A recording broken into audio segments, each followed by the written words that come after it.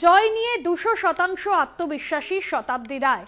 অনুব্রত মণ্ডল ভালো সংগঠক, বীরভূমে কোর কমিটির উপর আস্থা রয়েছে। বিজেপির 400 পার স্লোগান ছন্দেই ভালো। পশ্চিমবঙ্গের তৃণমূলের আসন সংখ্যা আরও বাড়বে।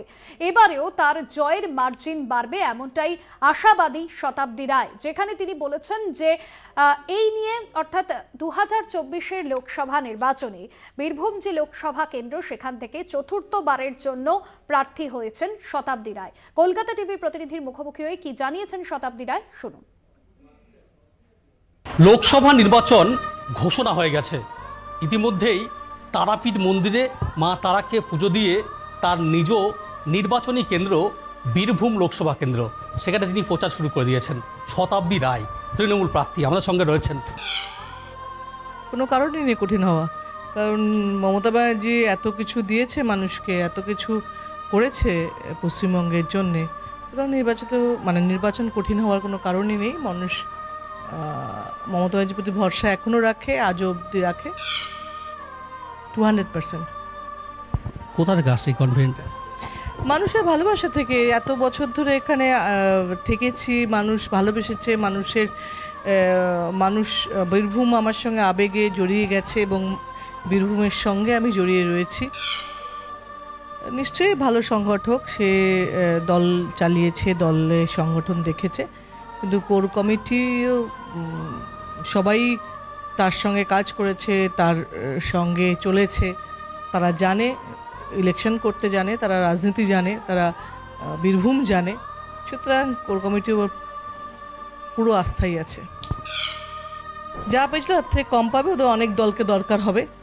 ওই ইসবার 400 পার 300 পার এগুলো কবিতা মেলানোর জন্য ভাল লাগে, শুনতে ভাল লাগে, কিন্তু গতবারও সেটা পার করতে পারেনি। এবারেও অন্য দলকে সমর্থন নেবে মোদিজি। পশ্চিমবঙ্গে তৃণমূলই থাকবে। আমি মানুষের মুখগুলো চিনে গেছি, আমি সেই মানুষগুলোকে নামে চিনেছি, তারা আমাকে ব্যক্তিগতভাবে চিনেছে। প্রথম যারা শুটিংয়ের দৌলতে তারা আমার দূরে ছিল, তারা কাছে এসছে, তাদের সঙ্গে আমার রোজকার সম্পর্ক তৈরি হয়েছে। বীরভূমের সঙ্গে আমি ওতপ্রোতভাবে জড়িত হয়েছি, এটাই তফাৎ হয়েছে। মানুষ শতাব্দীর স্বাচ্ছন্দ্য অনেক বেশি। বাকি এগুলো মানুষের কাছে আছে, তারা কীভাবে আমাকে পছন্দ করে, কোন জায়গায়, কিন্তু মানুষ শতাব্দীকে আমি প্রত্যেকজনকে দুটো করে দায়িত্ব দিয়েছে, সেরকম উনিও দুটো দায়িত্ব পেয়েছে। দুটো বিধানসভা, একজনকে দুটো করে বিধানসভা দায়িত্ব, সেই হিসেবে উনি দুটো বিধানসভা পেয়েছেন। সেটা প্র্যাকটিক্যালি বা গ্রাউন্ড রিয়ালিটি সেটা আমার অন্য দিকের পেয়েছে। সুতরাং ও এদিকে পেলে এদিকে কাজ করতো, ওদিকে পেয়েছে ওদিকে কাজ করছে। থেকে প্রত্যেকটা 2009 থেকে 2014 বেড়েছিল, 2014 থেকে 2019 বেড়েছিল, সেই হিসেবে এবারও বাড়বে। একেবারে আমরা কথা বলছিলাম বীরভূম লোকসভা কেন্দ্রের তৃণমূল প্রার্থী শতাব্দী রায়ের সঙ্গে, এবং তিনি পরিষ্কার করে দিলেন 19-এর লোকসভা থেকে 24-এর যে লোকসভার মার্জিন আরও বেড়ে তিনি কিন্তু একেবারেই সফল একজন তিনি হবেন, এমনটা তিনি কিন্তু দাবি করছেন।